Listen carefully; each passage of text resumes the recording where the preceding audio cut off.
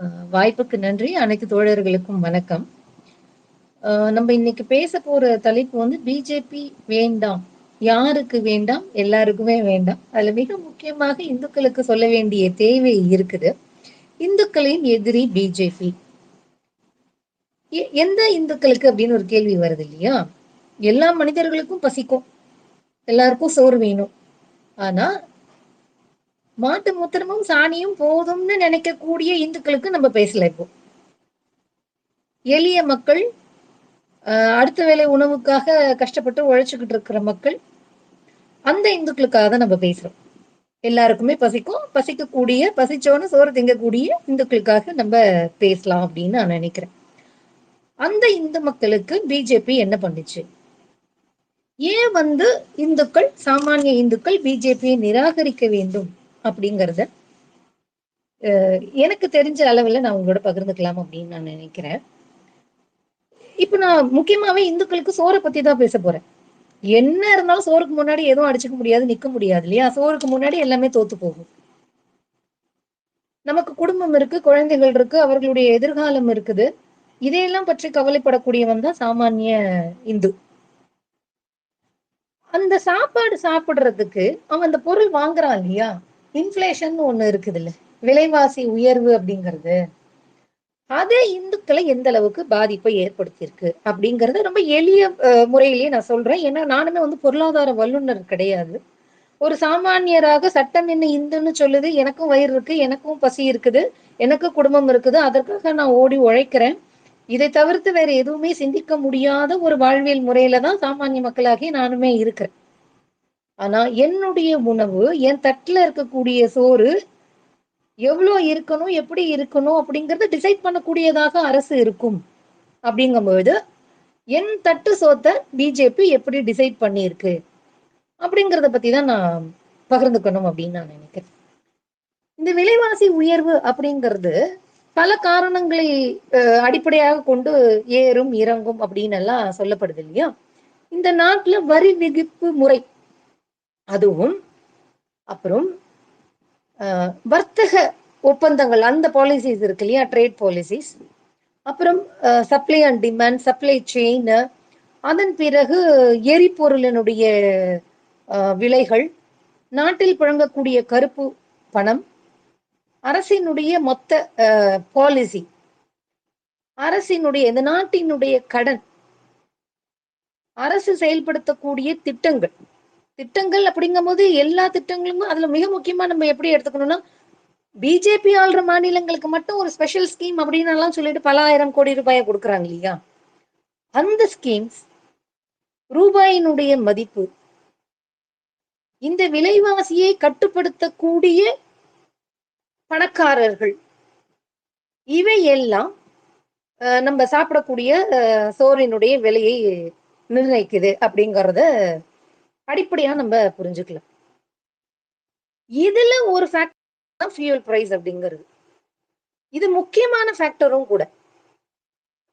பெட்ரோலினுடைய, டீசலினுடைய, கேஸினுடைய விலை வந்து நம்ம தட்டுல விழக்கூடிய சோறினுடைய அளவை, தரத்தை நிர்ணயிக்கக்கூடியதாக இருக்குது இந்த பெட்ரோல் டீசல் விலை அப்படிங்கிறது. அத பர்டிகுலரா வந்து எனக்கு தெரிஞ்ச வரைக்கும் அதை பத்தி மட்டுமே இன்னைக்கு பேசலாம் அப்படின்னு நான் நினைக்கிறேன். ரொம்ப டேட்டாக்குள்ள போகல, இருந்தாலும் யதார்த்தமாக சாமானியனுக்கு சோறு கஷ்டம் அப்படிங்கும் போது அவன்கிட்ட போய் நம்ம டேட்டா அனாலிசிஸ், கொள்கைகள், இதனாலதான் இப்படி அப்படிங்கும் போது பசி காது அடைக்கும் போது அதெல்லாம் புரியாது இல்லையா? வறுமை வந்து வறுமையில வயிறு எரியும் பொழுது அவங்க கிட்ட போய் நீங்க இதெல்லாம் கிளாஸ் எடுக்க முடியாது இல்ல. அதில் ஒருவர் தானே நம்ம எல்லாருமே. இந்த இன்ஃபிளேஷன் அப்படிங்கிறது, இந்த விலைவாசி உயர்வு அப்படிங்கிறது இப்ப இருக்கு இல்லையா? இது என்னென்ன பண்ணுது? ஒரு சாமானிய இந்து உட்கொள்ளக்கூடிய உணவின் அளவை குறைக்குது. விலைவாசி ஏறுது, சரி வீட்டுல இவ்வளவு பேர் இருக்காங்க, நாம எதுக்கு நம்மளுடைய அளவை வந்து குறைச்சுப்போம் அப்படின்னு குறைத்து சாப்பிடுறான் இல்லையா? ஒரு இந்து பாவம் சாப்பிடுறத குறைச்சுக்கிறான். யாருனால? பிஜேபி ஆட்சிக்கு வந்ததுனால. அப்படி அவன் குறைத்து சாப்பிடுறதுனால என்ன ஆகுது அப்படின்னா, அவனுக்கு ஊட்டச்சத்து குறைபாடு ஏற்படுது, மால் நியூட்ரிஷன் இருக்குது, வறுமை இருக்குது.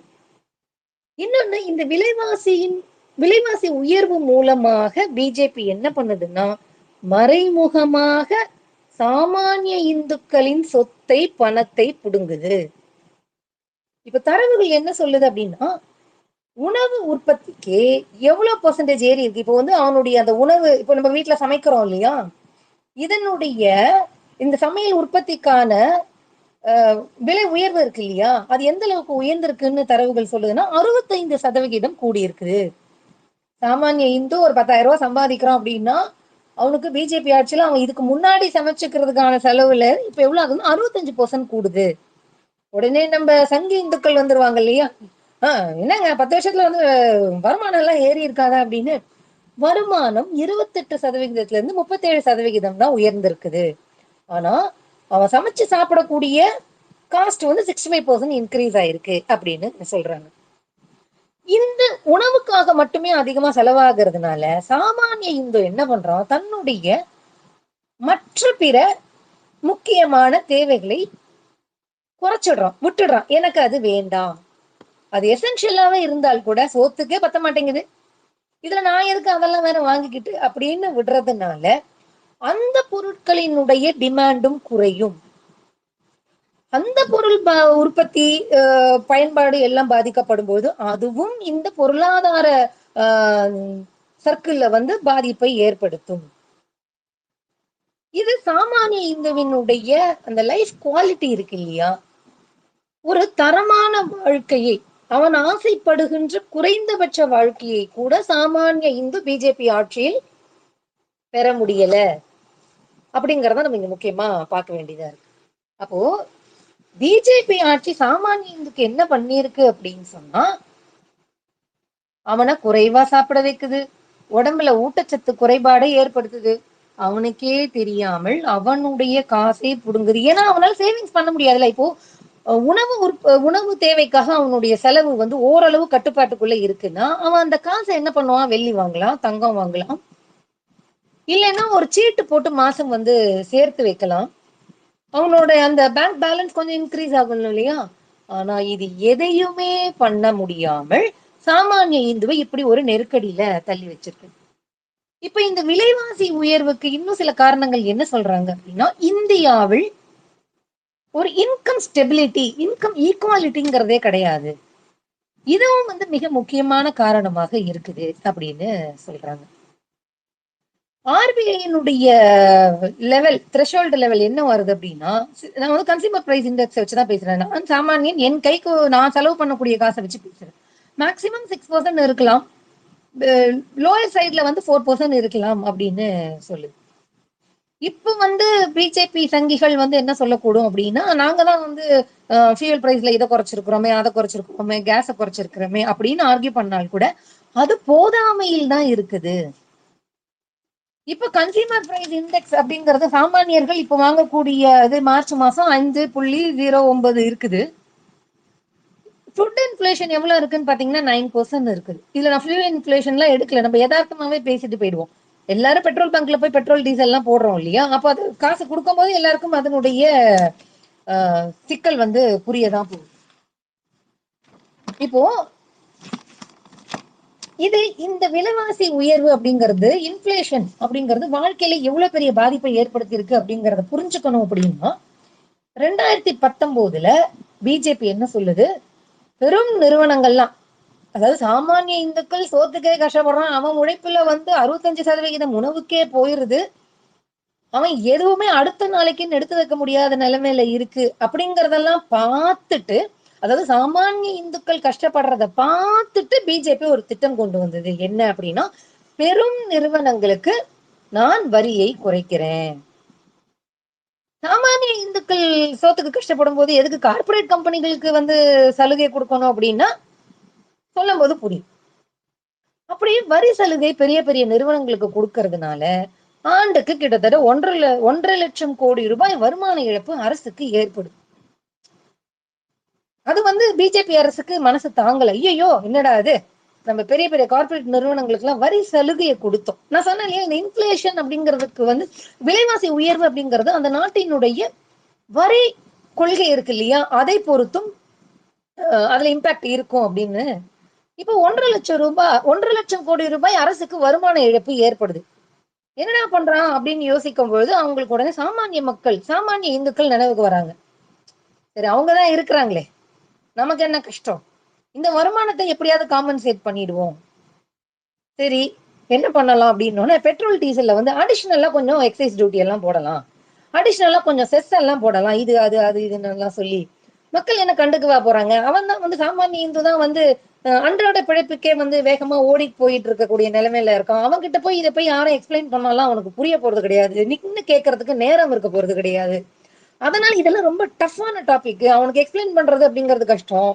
எக்கனாமிக்ஸ் பினான்ஸ் படிச்சவங்களுக்கு அவ்வளவு சீக்கிரம் புரியாது, மத்த துறையில படிச்சவங்களுக்கு எல்லாம் இதெல்லாம் எங்க புரிய போகுது. அதனால அவங்க கிட்ட இந்த பெட்ரோல் டீசல்ல கொஞ்சம் வரி எல்லாம் ஏத்தி நம்ம வாங்கிக்கிட்டோம் அப்படின்னா எப்போதும் போல சாமானிய இந்துக்கள் புலம்பிட்டு பெட்ரோல் டீசலை போட்டுக்கிட்டு போய் பொழைச்சுதான் ஆகணும், வேற வழி கிடையாது, இல்ல சாகவா முடியும். இந்த அந்த இந்துத்துவ கும்பல் இருக்கு இல்லையா, அவங்களுக்கு பிரச்சனை கிடையாது. அவங்க பாரத் மாதா கி ஜெயின் சொன்னீங்கன்னா நீ என்ன 100 ரூபாய்க்கு விற்று 200 ரூபாய்க்கு வேணா கொடு, எதை வேணாலும் பண்ணு அப்படின்னு சொல்லிட்டு போயிட்டு போறோம். அதனால நம்மளுக்கு சிக்கல் இல்லை அப்படிங்கறதுனால இந்த ரெவென்யூ காம்பன்சேட் பண்ணணும் அப்படிங்கறதுனாலதான் வந்து அடிஷ்னலா வந்து பெட்ரோல் டீசல் எல்லாம் வந்து வரி எல்லாம் போட்டிருக்காங்க. சரி, 2019 போட்டாங்க 1,50,000 கோடி ரூபாய் வந்து வருஷத்துக்கு இழப்பு ஏற்படும் அப்படின்னா 2019, 20, 21, 22, 23 ஒரு 5 வருஷத்துக்கு கால்குலேட் பண்ணிக்கோங்களேன் எவ்வளவு ஆக போகுதுன்னு. ஆனால் இந்த பெட்ரோல் டீசல் மூலியமா அவங்க எக்ஸ்ட்ராவா போட்டாங்க தெரியுமா எக்ஸைஸ் டியூட்டி எல்லாம், அதன் மூலியமாக அரசு எவ்வளவு சம்பாதிச்சிருக்கு அப்படின்னா 30 லட்சம் கோடி ரூபாய்க்கும் மேலாக சம்பாதிச்சிருக்குது. என்னங்க 30 லட்சம் கோடி ரூபாய் சம்பாதிச்சிருக்கிறாங்க, அந்த கார்பரேட் கம்பெனிக்கு கொடுத்த லாஸ காம்பன்சேட் பண்ணி மீதி எல்லாம் மக்களுக்கு தானே கொடுக்க போறாங்க. நான் என்ன சொல்றேன், நீ எக்ஸைஸ் டியூட்டின்னு சொல்லிட்டு பெட்ரோல் டீசல்ல 30 லட்சம் கோடி ரூபாய் அடிச்ச கொள்ளைய என் தட்டுல எப்படி வந்து நீ ரிஃப்ளெக்ட் பண்ணுவ? நீ பெட்ரோல் டீசல் விலையை ஏத்தாமலே வச்சிருந்து இல்ல ஒரு குறிப்பிட்ட லெவல், ஒரு ஒரு சமாளிக்கக்கூடிய லெவல், அரசே சமாளிக்கக்கூடிய இல்ல நாட்டுக்கே சமாளிக்கப்பா இவ்வளவுதான் இருந்தா சமாளிக்க முடியுங்கிற லெவல்ல வச்சிருந்தா எனக்கு உணவு பொருட்களுடைய விலைவாசி குறைஞ்சிருக்கும் இல்லையா, அது என் தட்டுல டைரக்டா எனக்கு வந்து இம்பாக்ட் கொடுத்துருக்கும்ல. ஆனா நீ என்ன பண்ணிருக்க, அது மூலியமா பல லட்சம் கோடி ரூபாய நீ எடுத்திருக்க. சரி, எடுத்துட்டு என்ன பண்ண, என் தட்டுல நீ டைரக்டா எஃபெக்ட் ஆகுற மாதிரி என் சோத்துல மண்ணள்ளி போடாத மாதிரி நீ பண்ணல.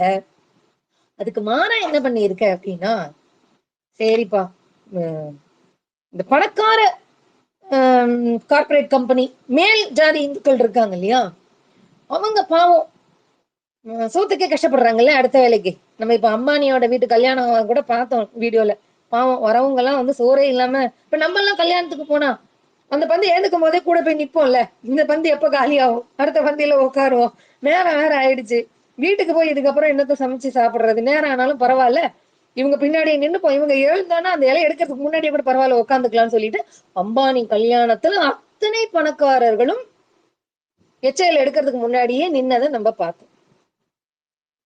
அவங்க வந்தவங்க எல்லாருமே பெரிய பெரிய பணக்காரர்கள் தானே, அவங்க எல்லாம் பாவம் சோத்துக்கு கஷ்டப்பட்டு தானே அம்பானி கல்யாணத்துக்கும் வந்திருக்கிறாங்க. அதனால என்ன பண்ணலாம், அவங்க நிறைய கடன் எல்லாம் வாங்கி வச்சிருப்பாங்க, பாவம் வீட்டுக்கு போனா சோறு கூட கிடையாது அவங்களுக்கு. அதனால அவங்க வாங்கின கடனையும் நம்ம என்ன பண்ணுவோம், வைவர்னு போடுவோம். ரைட் ஆஃப்னு தான் எல்லாருக்கும் சிக்கலா இருக்கு. Waiver write off, waiver write off difference தெரியுமா அப்படின்னு சொல்லிட்டு நம்ம டிபேட்ல அப்படியே பூந்து அப்படியே கன்ஃபியூஸ் பண்ணிடலாம்ல மக்களை, சாமானிய இந்துக்கள. அதனால ரைட் ஆஃப்னு சொல்லாம வைவர்னு சொல்லுவோம். கேட்டா அப்புறம் எப்ப வேணாலும் வாங்கிக்கலாம்டா, வைவர்னா தெரியுமாடா, ரைட் ஆஃப்னா தெரியுமாடா அப்படின்னு நம்மளுடைய அந்த பொருளாதார புளிமை இருக்கு இல்லையா, அறிவு, அதை எடுத்து அப்படியே கக்கிடுவோம் அப்படிங்கிற ஒரு இதுல வந்து 25 லட்சம் கோடி ரூபாயை வந்து கார்பரேட் கம்பெனிக்கு தள்ளுபடி பண்ணியிருக்கிறாங்க. இதுல இன்னொன்னு விஷயம் அப்படின்னா, மிக முக்கியமாக இந்த வருமானம் பிரச்சனை இருக்கு அப்படின்னு நான் சொன்னேன் இல்லையா, இன்இக்வாலிட்டி அப்படிங்கிறது வந்து இந்த நாட்டுல, அதாவது என்ன சொல்லுது தரவுகள் அப்படின்னா, விடுதலை கிடைத்ததற்கு உண்மையாவே இப்போ இந்த வயர்ல ஒரு ஆர்டிக்கல் வந்திருக்கு, அவங்க என்ன சொல்றாங்க அப்படின்னா, பிரிட்டிஷ்கார இருந்த போது இருந்தது இல்லையா அந்த இன்இக்வாலிட்டி இந்த நாட்டுல, அதை விட பிரிட்டிஷ்கார இருந்த காலகட்டத்தை விட இப்ப இருக்கக்கூடிய காலகட்டம் மிக மோசமானதாக இருக்குது. விடுதலை கிடைத்ததுக்கு பிறகு இந்த இன்இக்வாலிட்டி அப்படிங்கிறது குறைய ஆரம்பிச்சது எது வரைக்கும் 1980 வரைக்கும் அப்படின்னு சொல்றாங்க. அதன் பிறகு இந்த இன்இக்வாலிட்டி அப்படிங்கிறது அதிகரிச்சு விட்டுருது. அதுவும் இந்த வெல்த் கான்சென்ட்ரேஷன் இருக்கு இல்லையா, இது மிக முக்கியமா மோசமான நிலைமையில இருக்குது அப்படின்னு சொல்லியிருக்கிறாங்க. நம்ம நாட்டுல டாப் 1% பணக்காரங்க இருக்காங்க இல்லையா, அவங்க யாருமே சாமானிய இந்துக்கள் கிடையாது. அதை மக்கள் புரிஞ்சுக்கணும். டாப் 1% இருக்கக்கூடிய பணக்காரர்களுடைய அவங்களுக்கான அந்த இன்கம் அண்ட் வெல்த் ஷேர்ஸ் எவ்வளவு இருக்கு இந்த நாட்டுல அப்படின்னு சொல்றாங்கன்னா, இன்கம் ஷேர்ஸ் 22.6%. அவங்களோட வெல்த் ஷேர்ஸ் எவ்வளவு இருக்குன்னா, இந்த நாட்டில் மொத்தம் இருக்கக்கூடிய அந்த சொத்து மதிப்பு இருக்கு இல்லையா, அந்த சொத்துக்களில் டாப்ல இருக்கிற 1% கிட்ட 40% இருக்குது. ஆனா சாமானிய இந்துவாகிய என்னுடைய உணவு உற்பத்திக்கான விலையை கூட்டிட்டு என்கிட்ட இருந்து அதன் மூலியமா மறைமுகமா கொள்ள அடிச்சுட்டு என்னுடைய தட்டுல உணவுப் பொருளுடைய அளவும் தரமும் குறைய வச்சுட்டு நான் வாழறதுக்கே போராடக்கூடிய நிலையில என்னை தள்ளிட்டு இந்த நாட்டினுடைய சொத்து வளம் இருக்கு இல்லையா, அதை டாப் 1% இருக்கக்கூடிய பணக்காரர்கள் கிட்ட 40% கொண்டு போய் பிஜேபி அரசு சேர்த்திருக்கு. இந்த இன்கம் பெர்சன்டேஜ் சொன்னேன் இல்லையா, அந்த டாப் 1 பணக்காரர்கள் 22.6% இருக்குன்னு சொன்ன இல்லையா, இது உலகத்திலேயே இந்தியாவில் இருக்கக்கூடிய டாப் 1% பணக்காரர்களுக்கு தான் ரொம்ப அதிகமானது. அதாவது வெளிநாட்டுல இருக்கக்கூடிய பணக்காரன் பெரிய கம்பெனிக்காரன் கூட இவ்வளவு இன்கம் அவனுக்கு வராதுரா அப்படின்னு அந்த தரவுகள் சொல்றதா கொடுத்திருக்கிறாங்க. 2014 இந்து மதத்தை காப்பதற்காகவே அவதாரம் எடுத்தார் இல்லையா அவதார புருஷர் மோடி. அவர் வரும்போது இந்த நாட்டுல இருக்கக்கூடிய பில்லியனர்ஸோட எண்ணிக்கை 102. கொரோனா காலகட்டத்துல அது எவ்வளவோ உயர்ந்துச்சு அப்படின்னா 167. இப்போ ஒரு தரவுகள் என்ன சொல்லுது அப்படின்னா, இப்போ நமக்கான கார்பரேட் கம்பெனிகளுக்கு வரியை குறைச்சிட்டு நமக்கு ஜிஎஸ்டிலையும் பெட்ரோல் டீசல்லையும் இந்த வரியை ஏத்துனாங்க இல்லையா, அறிஞர்கள் பொருளாதார அறிஞர்கள் என்ன சொல்றாங்க, நீங்க சூப்பர் ரிச் பீப்புளுக்கு பணக்காரர்களுக்கு குறைஞ்சது ஜஸ்ட் ஒரு 2% டாக்ஸ் போட்டீங்க அப்படின்னா அவங்களுடைய அந்த வெல்த் கான்சென்ட்ரேஷன் இருக்குல்ல, அவங்க கிட்ட அவ்வளவு சொத்துகள் இருக்குல்ல, இந்த நாட்டில் அனைவருக்கும் உரிமை உடைய சொத்து இருக்கு இல்லையா, நம்ம இந்த விலைவாசி உயர்வு அப்படிங்கிறது இந்த அரசினுடைய கொள்கையை பொறுத்தும் பாதிக்கப்படும் சொன்ன இல்லையா, அரசிற்கு உண்மையாகவே அந்த சோசியலிசம் அப்படிங்கிற கொள்கை இருந்திருந்தால் இப்படி வெல்த் கான்சென்ட்ரேஷன் 1% கிட்ட கொண்டு போய் 40% சொத்தை விட்டுருக்குமா? நீங்க சேர்த்துக்கோங்கப்பா, நாட்டில் இருக்கக்கூடிய சொத்தை நீங்களே வச்சுக்கோங்க, சாமானியர்கள் அவன் கிடக்குறான், அவனுக்கு மதத்தை காப்பாற்றுவதற்கும் கடவுளை காப்பாற்றுறதுக்கும் ஜாதி மதத்தை பண்பாட கலாச்சார காப்பாற்றக்கூடிய ஒரு முக்கியமான வேலையெல்லாம் கொடுத்துருக்குறோம், அவன் அதை பண்ணிக்கிட்டு இருக்கட்டும், ஒன்னும் பிரச்சனை இல்லை அப்படின்னு கொடுத்துருக்கோம் இல்லையா. அப்போ இத்தனை சொத்துக்களை வச்சுக்கிட்டு இருக்க கார்பரேட் கம்பெனிக்கு கேவலம் ஒரு 2% சூப்பர் ரிச் டாக்ஸ் போட்டா கூட நாட்டினுடைய இந்த நேஷனல் இன்கம் இருக்கு இல்லையா, அதுல 0.5% கூடும். அதை வச்சு இன்னுமே நீங்க ஒரு குறிப்பிட்ட துறை எது மிக முக்கியமான துறையோ, இப்ப நம்ம இங்க திராவிட மாடல் என்ன சொல்லுது, கல்வியும் மருத்துவமும் மிக முக்கியமான அடிப்படை கொள்கைன்னு சொல்லுது இல்லையா, அப்படி நீங்க ஜஸ்ட் ஒரு 2% போட்டா இந்தியா முழுக்க இப்படிப்பட்ட திட்டங்களுக்கு அந்த ஒரு பர்டிகுலர் துறைக்கு நீங்க தாராளமா செலவு பண்ணலாம் அப்படின்னு சொல்லுது. ஆனால் இதையெல்லாம் பண்ணாம அவங்களுக்கு வரி சலுகையை தூக்கி தூக்கி கொடுக்கறது, அப்படி வரி சலுகை கொடுத்ததன் மூலமாக அந்த கம்பெனிகள்லாம் அப்ப நம்மளுக்கு காசு மிச்சமாயிருச்சுப்பா, இதை அப்படியே பிசினஸ்ல இன்வெஸ்ட் பண்ணி அப்படியே இன்னும் ஒரு பெரிய பிசினஸ் மேக்னெட்டா ஆயிருவோம்னு போலையாம்.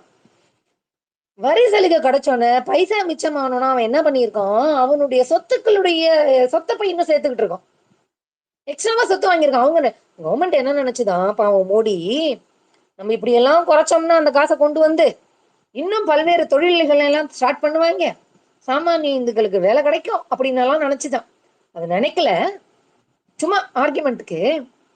ஆனா பெரிய பணக்கார கம்பெனி என்ன பண்ணிடுச்சு, மிச்சமான காசை இப்போ நம்ம கிட்ட உணவுக்கு அதிகமா செலவாகுது, அதனால நம்மளால மிச்சம் பண்ண முடியல. ஆனா கார்பரேட் கம்பெனிக்கு வரி சலுகை கொடுத்ததுனால அவனால மிச்சம் பண்ண முடிஞ்சிச்சு. அவன் என்ன பண்ணினா, அந்த காசை தூக்கிட்டு போய் தன்னுடைய சொத்துக்களை அதிகப்படுத்திக்கிட்டான். இப்படி என்னுடைய தட்டு சொத்துல நீ பிரச்சனையை உருவாக்கிட்டு 2020-22 டேட்டா என்ன சொல்லுதுன்னா, இந்திய மக்கள் தொகையில் அண்டர் நரிஷ்டு பர்சன்டேஜ் எவ்வளவு அப்படின்னா, 140 கோடி மக்கள் இருக்காங்கன்னு சொல்றாங்க இல்லையா, அதுல 16.6% மக்கள் நியூட்ரிஷன் குறைபாடுல இருக்கிறாங்க.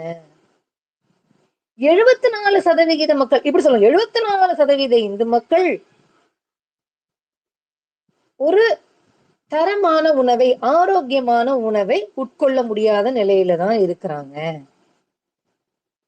இந்தியாவுல எக்ஸ்ட்ரீம் பாவர்ட்டி, அதாவது அந்த ரொம்ப மோசமான வறுமையில எத்தனை சாமானிய இந்துக்கள் இருக்கிறாங்க அப்படின்னா 3.44 கோடி மக்கள். இவ்வளவு மோசமான நிலைய எனக்கு உருவாக்கிக்கிட்டு, சாமானிய மக்களாகிய எனக்கு உருவாக்கிட்டு, நீ என்ன பண்ற, கார்ப்பரேட் கம்பெனிகளுக்கு தூக்கி தூக்கி கொடுப்ப அப்படின்னா, இப்போ இந்த டேட்டாஸ் இருக்கு இல்லையா, இந்த டேட்டாஸ் உருப்படணும்னு நினைக்கக்கூடிய நாடுகள் என்ன பண்ணுது அப்படின்னா, முறையான தரவுகளை, எக்கனாமிக் டேட்டாவை ரிலீஸ் பண்ணுது. ஆனா மோடி அரசு என்ன பண்ணுது, அதான் அந்த ராமருடைய மறு அவதாரமாக இருக்கக்கூடிய அவதார புருஷன் மோடி என்ன பண்றாரு, எந்த எக்கனாமிக் டேட்டாவும் வெளிநாட்டுல இருந்து வந்தால் கூட, இல்ல இங்கேயே இருக்கக்கூடிய சில அமைப்புகள் உருவாக்கி கொடுத்தா, கண்டுபிடிச்சு அது தயாரித்து கொடுத்தால் கூட, நோ டேட்டா. இவங்க எது கேட்டாலும் நோ டேட்டான்னு, அடுத்தவங்க ஏதாவது கொடுத்தா கூட இதெல்லாம் போர் டேட்டா அப்படிங்கிறோம். இந்த டேட்டா தப்பு, இந்த டேட்டா தப்பு, இந்த டேட்டா நாங்க ஏத்துக்க முடியாது. வேற எதான் ஏத்துப்ப நீன்னு? வேற யார் சொன்னா ஏத்துப்ப நீ? இப்போ இந்த பொருளாதார பாதிப்பு, விலைவாசி உயர்வு அப்படிங்க, அது பாதிக்கப்படுது இல்லையா, உயர்வு இல்லையா, இதற்கு இந்த புவர் டேட்டா கவர்மெண்ட் இருக்கு இல்லையா, நோ டேட்டா கவர்மெண்ட், பிஜேபி, இந்த கொள்கை காரணம். உங்களுக்கு தரவை நீ ஒழுங்கா அக்செப்ட் பண்ணிக்கிட்டு அதை அனலைஸ் பண்ணியிருந்தேன்னா, நீ அதற்கு தகுந்த மாதிரி கொள்கைகளையும் திட்டங்களையும் எடுத்துட்டு வந்திருப்ப. சாமானிய இந்துக்களாகிய நாங்க 3 வேளை குறைந்தபட்சம் ஒரு சோறு தின்றுப்போம், கொஞ்சம் ஆரோக்கியமா தின்றுப்போம், கொஞ்சம் ஆரோக்கியமா இருந்திருப்போம், ஆரோக்கியமா புள்ள குட்டிங்களை பெற்றிருப்போம், ஆரோக்கியமான வாழ்க்கை வாழ்ந்திருப்போம், எங்களுடைய உடல் நலம் மனநலம் இது எல்லாத்தையும் கொஞ்சம் பார்த்துக்கிட்டு இருந்திருப்போம். அதெல்லாம் நீ என்ன பண்ற, கொடுக்குற எந்த டேட்டாவையும் எடுத்துக்க மாட்டேங்கிற, நீயும் டேட்டாவை கண்டுபிடிக்கவும் மாட்டேங்கிற, அதற்கான வேலையும் பண்ண மாட்டேங்கிற. மக்கள் தொகை கணக்கெடுப்பு நீ நடத்தல. நீயா சொல்லிக்கிற 25 கோடி பேரை வந்து வறுமையில இருந்து மீட்டுட்டோம்னு. அப்ப அதுக்கு முன்னாடி எவ்வளவு பேர், எத்தனை கோடி மக்கள் இருந்தாங்க, நீ எப்படி மீட்ட? நீ வரியை அதிகப்படுத்திட்டு, சாமானிய இந்துக்களுக்கு வரியை அதிகப்படுத்திட்டு, நீ எப்படி எதுல இருந்து அவங்கள மீட்ட? இல்லைங்க, நாங்க வந்து ரேஷன் வழியா இதையெல்லாம் கொடுத்தோம். நீ எப்படி கொடுத்த? அந்த பொருள் உற்பத்தி உனக்கு எப்படி, அந்த அந்த பொருள் உற்பத்தியினுடைய டேட்டா இருக்கா? நாங்க இவ்வளவு உற்பத்தி பண்ணோம், இதை வந்து நாங்க ஃபுட் சப்ளை செயின்ல கொடுத்திருந்தோம், பிடிஎஸ் சிஸ்டம்ல இவ்வளவு கொடுத்திருந்தோம், இவ்வளவு இன்கம் வந்து ஸ்டெபிலிட்டி நாங்க பண்ணியிருக்கிறோம், அதனால மக்கள் எல்லாம் வறுமையில இருந்து மீண்டுட்டாங்க அப்படின்னு ஏதாவது ஒரு டேட்டா உங்ககிட்ட இருக்கா? இது வரைக்கும் நீ ஏதாவது டேட்டாவை ரிலீஸ் பண்ணிருக்கிறியா?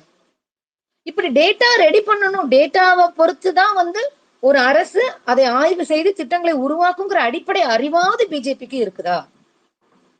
சாமானிய மக்களுக்கு என்ன தேவை இருக்கு, அவனுக்கு என்ன பிரச்சனை இருக்குது, இங்க இன்கம் ஸ்டெபிலிட்டி என்ன, இங்க இன்கம் ஈக்குவாலிட்டி என்ன சுச்சுவேஷன்ல இருக்குது, இந்த வெல்த் கான்சென்ட்ரேஷன் அப்படின்னு சொல்றாங்க இல்லையா, பணக்காரன் கிட்ட மட்டும் இருக்கே, சாமானிய இந்துக்கள் கிட்ட இல்லையே, அவன் எது கேட்டாலும் ஓகே ஜெய் ஸ்ரீராம்னு சொல்றோமே.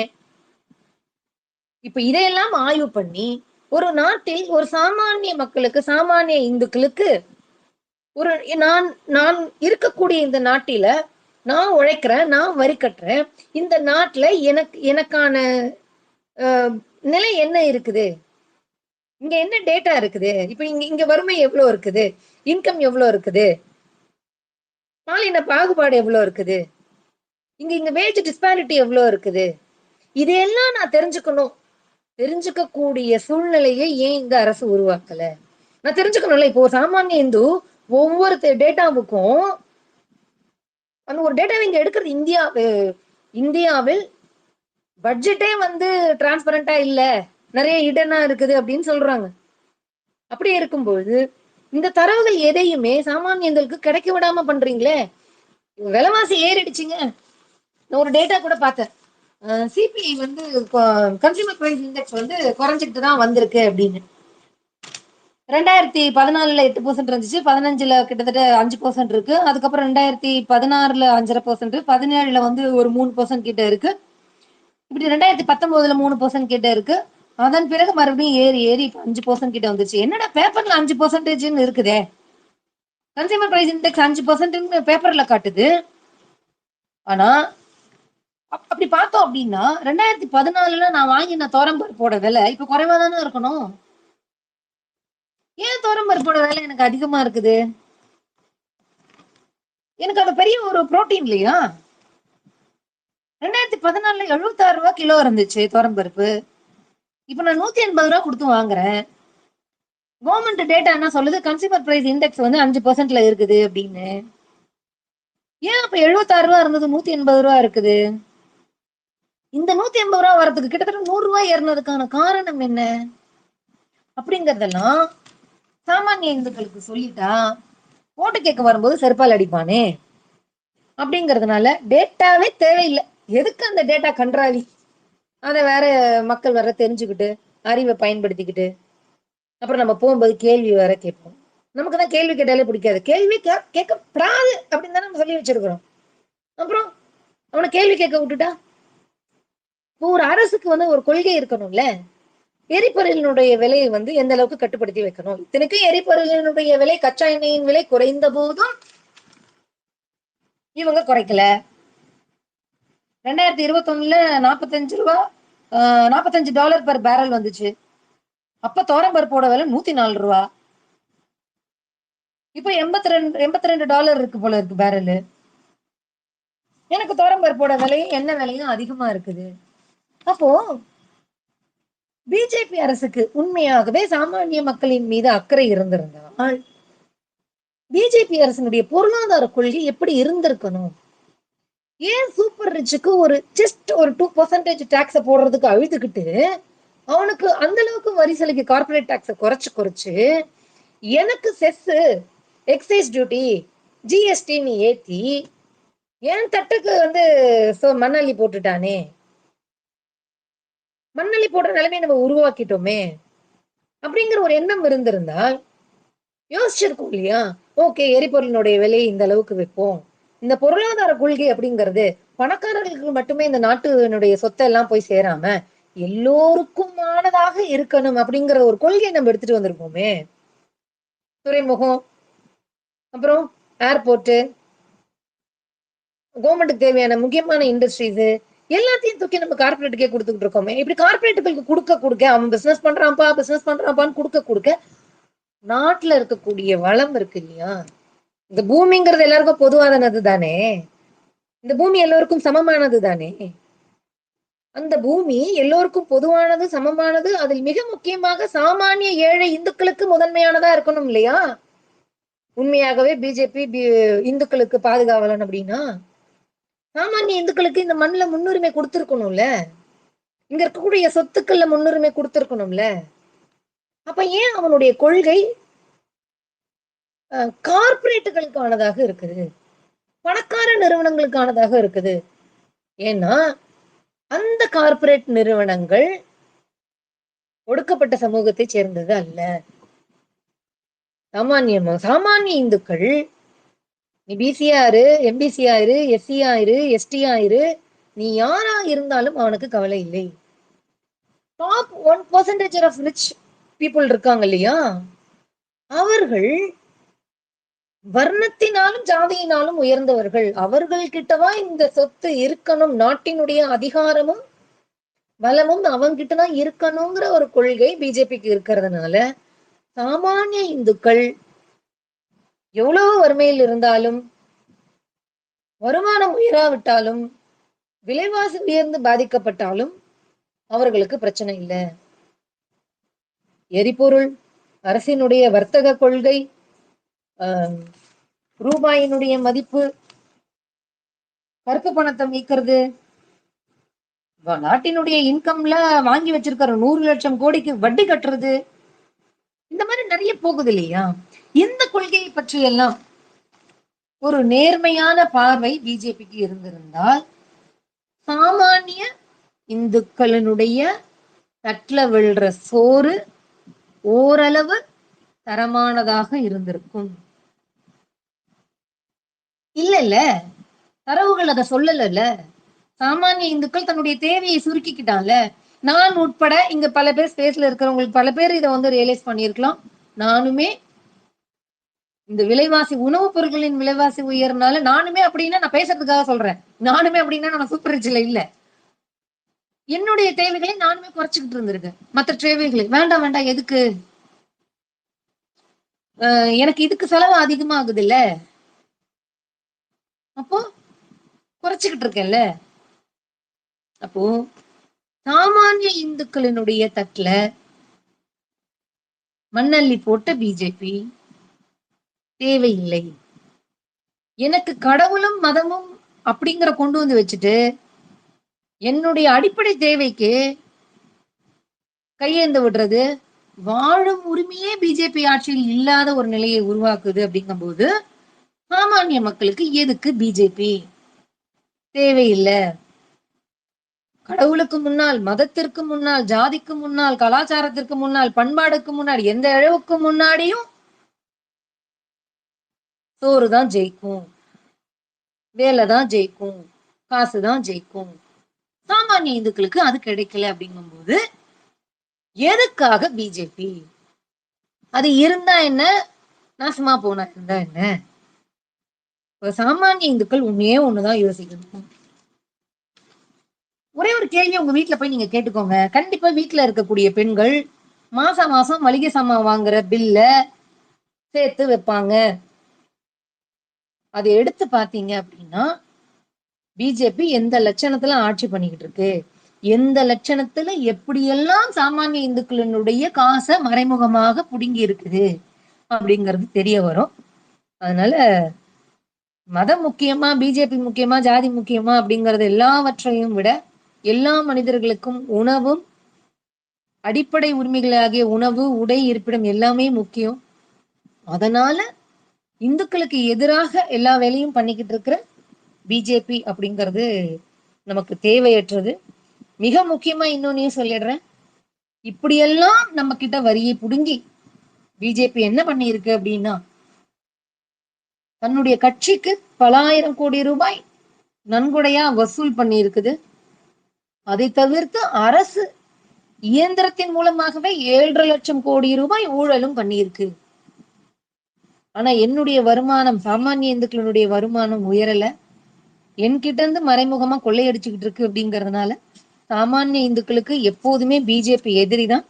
அது தேவையில்லாதது, அகற்றப்பட வேண்டியது. ஒரு படி மேல சொல்லணும் அப்படின்னா அந்த கட்சிங்கிறதுக்குள்ளே அதனுடைய கொள்கை அழிக்கப்பட வேண்டியது. நன்றி.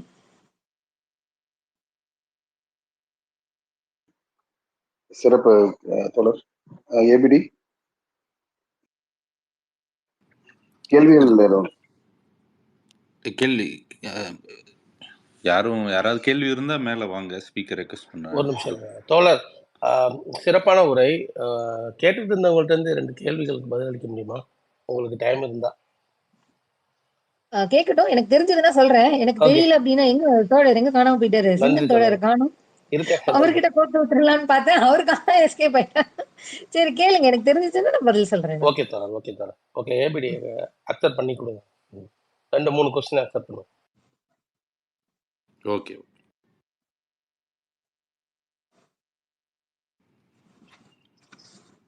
பப்பிக்குட்டி வந்திருக்காரு.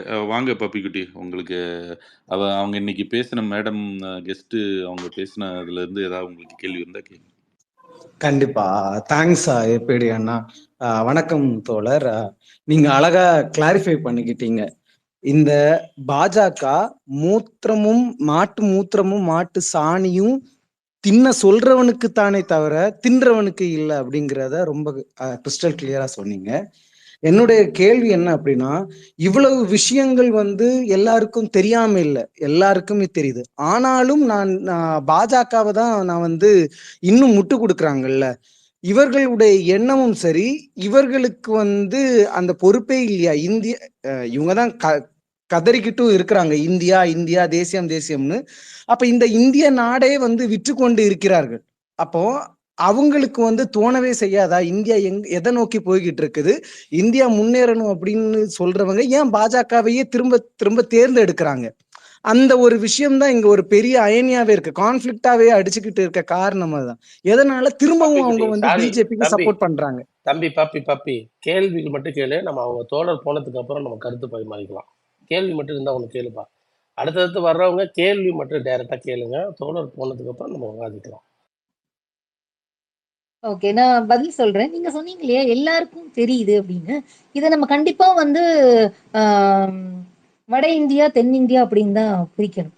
இதுல வட இந்தியாவை காட்டிலும் தென்னிந்தியாவை கொஞ்சம் விழிப்புணர்வு இருக்கு அப்படின்னு தான் நான் சொல்வேனே தவிர, இப்ப நீங்க சொன்னீங்க எல்லாருக்கும் இது தெரியாதான்னு கேக்குறீங்க இல்லையா? உண்மையா சொல்றேன், எல்லாருக்கும் இது தெரியாது. அதுதான் உண்மை. ஏன்னா நீங்க அரசியல் விழிப்புணர்வு அடைந்தவர்கள் எத்தனை பேர் இருக்காங்க? அரசியல் விழிப்புணர்வு அடைந்தவர்கள்லேயே சரியான புரிதலோட எத்தனை பேர் இருக்காங்க?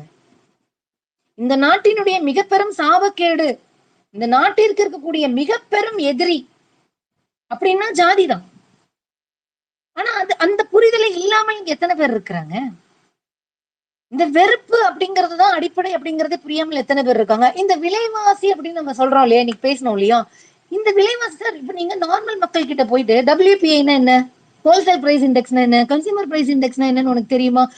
பெட்ரோல் டீசல் விலையை எது நிர்ணயிக்குது தெரியுமா? இதுல என்னென்ன டாக்ஸ் இருக்குதுன்னு தெரியுமா? இது எத்தனை ஒன்றிய அரசுக்கு போகுது, எத்தனை மாநில அரசுக்கு போகுது அப்படிங்கிறது தெரியுமா? எத்தனை பேர் பட்ஜெட்டை பாக்குறாங்க? இந்த நாட்டினுடைய வரவு என்ன, செலவு என்ன, அது எதுலெல்லாம் தீர்மானிக்கப்படுது? வந்துருவாங்க வெறுப்பு அரசியலுக்கு. 10 ஆண்டு காலம் அதிமுக ஆட்சியில இருக்கும்போது மூடிக்கிட்டு இருப்பாங்க வாய. இப்ப வந்து ஐயோ டாஸ்மார்க், ஐயோ டாஸ்மார்க்னு அடிச்சுப்பாங்க. இருந்துகிட்டு நம்ம ஒரு கேள்வி கேட்போம், வெப்பாலமே 10 வருஷம் என்னடா பண்ணீங்க? சரிடா, டாஸ்மார்க்க மூடுறோம்டா, ஆல்டர்னேட் என்னடா நீ சொல்லு. கள்ளச்சாராயம் காய்ச்சி குடிச்சு செத்து போனான்ல எம்ஜிஆர் பீரியட்ல. அதனாலதான் நம்ம மனுஷன் அம்மா மேல சத்தியம் பண்ணிட்டு வந்து அம்மாவின் மேல சத்தியம் பண்ணது மீறிட்டு வந்து டாஸ்மார்க் ஓபன் பண்ணுது, சாராய கடையை ஓபன் பண்ணுது எம்ஜிஆர். நீ என்ன ஆல்டர்னேட் வச்சிருக்க? இப்ப மக்கள் தொகை அதிகமா இருக்கு, நான் சாராய கடையை மூடுறேன், என்ன ஆல்டர்னேட் வச்சிருக்க? அவனை நீ பாதுகாக்கிறதுக்கு என்ன ஆல்டர்னேட் வச்சிருக்க? அப்படியே டாஸ்மார்க்ல இருந்து அப்படியே வருமானம் கோடி கோடியா கொட்டுதா? அதுல வர்றது ஒரு ஸ்மால் பர்சன்டேஜ். சரி, அது காம்பன்சேட் பண்றதுக்கு நீ என்ன வச்சிருக்க? நீ சொல்லு, வாய் பேசுது இல்ல, நொட்ட சொல்றல. இந்த இந்த குடிப்பழக்கத்துல இருந்து அவனுக்கு நான் மூடிட்டேன்னா அவனை நீ ஆல்டர்னேட் என்ன வச்சிருக்க அவனை சேவ் பண்றதுக்கு? அவன் கண்டதை குடிச்சு செத்து போறானே, அவனுக்கு என்ன ஆல்டர்னேட் வச்சிருக்கிற? நான் தனி மனித உரிமை எல்லாம் கூட பேசலப்பா, தேவையில்லை. அவன் குடிக்கிறத அவன் விருப்பம் நான் சொல்லிட்டு போயிடலாம். பட் இவனுக்கு நீ என்ன ஆல்டர்னேட் சொல்யூஷன் வச்சிருக்க? வெறுப்பு அரசியல்ல மட்டும் நீ பேசிக்கிட்டு இருக்காத. இதை நான் எதுக்கு சொல்ல வந்தேன்னா, அரசியல் தெரிந்தவர்களே அபத்தமாக தான் பேசுறாங்க, புரிதல் இல்லாம வெறுப்பு அரசியல்ல தான் பேசுறாங்க. அவர்களுக்கு பொதுப்படையான பொதுவான இந்த நாட்டை பற்றியும் இந்த பொருளாதாரத்தை பற்றியும், இந்த மனித வளம், அந்த மனித வளத்தில் இருக்கக்கூடிய சிக்கல் என்ன, அவன் ஏன் இந்த அளவுக்கு இந்த நாடு இப்ப பின்தங்கி இருக்குது, இவ்வளவு பிரச்சனைகள் என்னங்கிறத பத்தி அரசியல் தெரிந்தவர்களே அரையுங்குறையுமாக தப்பும் தவறுமா தான் இருக்கும் பொழுது, இதை தாண்டிய ஒரு பெரிய சதவிகிதம் இருக்குது அவர்களுக்கு இந்த விவரங்கள் தெரியாது. அதுதான் உண்மை. நான் எதை வச்சு சொல்றேன் அப்படின்னா, உங்களுடைய வாழ்க்கையில நீங்க ஒண்ணே ஒண்ணு பண்ணுங்க, சாமானிய மக்களோட நீங்க சாதாரணமா பேசும்பொழுது ஒரு அடிப்படையான சில கேள்விகளை கேளுங்களேன். அவங்க தெரியாதுன்னு தான் சொல்லுவாங்க, இல்ல ஏதாவது ஒண்ணு சொல்லுவாங்க. மக்களுக்கு தெரியாதுங்க. இந்த நீங்க இப்போ எத்தனை பேர் இப்போ வரி விதித்தானால் அரசுக்கு வருமானம் வரும். அந்த வரி கொள்கை இருக்கு இல்லையா, எதுல விதிக்கணும் எதுல விதிக்க கூடாதுன்னு அரசுக்கு ஒரு கொள்கை இருக்கணும். ஆனா மக்களுக்கு இது தெரியாது. எது சொன்னாலும் யார் எது சொன்னாலும் எனக்கு இன்னைக்கு அஃபெக்ட் ஆகுது. இப்ப சாமானிய எனக்கு இன்னைக்கு பாதிப்புங்க. ஏன்னா சாமானிய மக்கள் எல்லாம் போய் அப்படியே கோடி கோடி ரூபாய்க்கு சொத்து வாங்குற மாதிரியும், ஐயோ சொத்து வரியை ஏற்றி விட்டார்கள் தெரியுமா? சாமானிய இந்துக்களுக்கு தான் இங்க சோத்துக்கே பிரச்சனையா இருக்கு. அவன் உணவு உற்பத்திக்கு 65% நீ இன்க்ரீஸ் பண்ணி வச்சிருக்க. இதுல அவன் எங்க என்ன பெரிய கோடி கோடியா போய் அவன் வந்து சொத்து வாங்க போறானா? அதான் நாட்டினுடைய வளத்துல 40% போய் பெரிய பணக்காரங்கிட்டே கொடுத்துட்டியே, சாமானிய இந்துக்கள் போய் எங்க வாங்க போறான்? அதனுடைய திரும்ப திரும்ப பிஜேபி செலக்ட் பண்றது அப்படிங்கிறது நாம கிடையாது. பிஜேபி வின் பண்ணதுக்கு காரணம் எதிர்கட்சிகள் பிரிந்து இருந்தது, அதனுடைய வாக்கு எண்ணிக்கை, அதனுடைய கால்குலேஷன்ஸ் எல்லாம் சொல்றாங்க. ஆனா பெரும்பாலான சாமானிய இந்துக்களுக்கு தெரியாது. அதுதான் உண்மை. நம்மளுடைய மிகப்பெரும் வேலை என்ன அப்படின்னா, மக்களை அரசியல் படுத்துறதுதான் நமக்கு ஒரு மிகப்பெரிய வேலையாவே இருக்கு. பதிலுக்கு அதிக நேரம் எடுத்துக்கிட்டேன், மன்னிக்கணும். ரொம்ப நன்றி தோழர், அழகா சொன்னீங்க. Thank you so much. Madam madam தோழர் எனக்கு ஒரு கேள்வி இருக்கு. இதில் வந்து இந்த சரி. இந்துக்கள் வந்து பாதுகாக்கிறோன்னு சொல்றாங்க இந்த கட்சி பாஜக. இப்போ ம். நமக்கே தெரியும் கடந்த 15-20 வருஷங்களா அந்த குலதெய்வ வழிபாடுகள் வந்து கிராமத்துல இருந்தெல்லாம் வந்து அவங்கெல்லாம் வந்து வேற வேற புது கோயில்கள் சாய்பாபாக்களோ வேற எதோ நோக்கி எல்லாம் போயிட்டு இருக்காங்க. ம். இவங்களுடைய இந்துக்களை பாதுகாக்கிறேன்னு சொல்றவங்க வந்து அந்த குலதெய்வ வழிபாடுகளே அதுக்கான முயற்சிகள் எதுவும் எடுக்கிறாங்களா? இல்ல அஸ்லாங்கஸ் எனக்கு ஏதோ ஒரு சாமியை யாரோ கும்பிட்டுட்டு இருந்தா நமக்குன்னு ஒரு ஓட் பேங்க் வந்தா போதும்னு நினைக்கிறாங்களா? என்ன அவங்களுடைய சைக்காலஜிக்கலான அப்ரோச்சா இருக்கு பாஜகவோட? குலதெய்வங்களையும் வந்து இந்து தெய்வமா அவங்க சொல்லிட்டாங்க, அவ்வளவுதான். நீ யாதோ சாமியை கும்பிட்டுக்கோ, நீ குலதெய்வத்தோட நின்னுட்டானா நீ பொது கோவிலுக்கு வரமாட்ட. அதானே எனக்கு வேணும். பொது கோவில் அப்படிங்கிறது இந்த சமூக அந்த இந்த பண்பாடு தளத்தில் அதிகாரம் செலுத்துது இல்லையா? சமூகத்தில் அதிகாரம் செலுத்தும் போது அது அரசியலுக்கும் அந்த அதிகாரத்தை கடத்திட்டு போக முடியும் இல்லையா? நீ குலதெய்வத்தோட நின்னுக்கோ, அவனும் அந்த சாமியும் நம்ம இந்து சாமி தான் அப்படின்னு அவனை அந்த இடத்துலயே நிக்க வச்சுட்டோம் அப்படின்னா ஆகமோ என்ன, நமக்குதான் கோவில் இருக்குதே, அந்த கோவிலுக்கு நான் எதுக்கு போய் நிக்கணும், அது எனக்கு தேவையே இல்லையே அப்படின்னு நின்னுடுறான் இல்லையா? அவங்களுக்கு அதுதான் தேவை. குலதெய்வ வழிபாடை வச்சுக்கிட்டு இவங்க வந்து அந்த சமூக அதிகாரத்தை எல்லாம் கைப்பற்ற முடியாதுங்க. பொது கோவிலும் பொது சாமியை வச்சுதான் அவங்க அதிகாரப்படுத்த முடியும். அந்த சமூக அதிகாரத்தை கையில வச்சுக்கிட்டு அதன் மூலயமாக அரசியலை வந்து தீர்மானிக்கிறாங்க. ஏன்னா இந்த குலதெய்வம் தான் ஜாதி கொண்டா இருக்குது. அவன் எங்க வந்து யூனிட் ஆக போறான்? பிரச்சனையே இல்ல. ஜாதிக்கு ஒரு குலதெய்வம், ஊருக்கு ஒரு குலதெய்வம், அவன் அங்க வரவே போறது கிடையாது. பிஜேபி கிட்ட அதை பத்தி யோசிக்க மாட்டான். நீங்க வேணா போய் கேளுங்களேன், இந்த குலதெய்வத்தை கும்பிடுற ஆதிக்க ஜாதின்னு சொல்லிக்கிற முட்டாள்கள் இருக்காங்க இல்லையா, அவங்க கிட்ட போய் கேளுங்களேன்.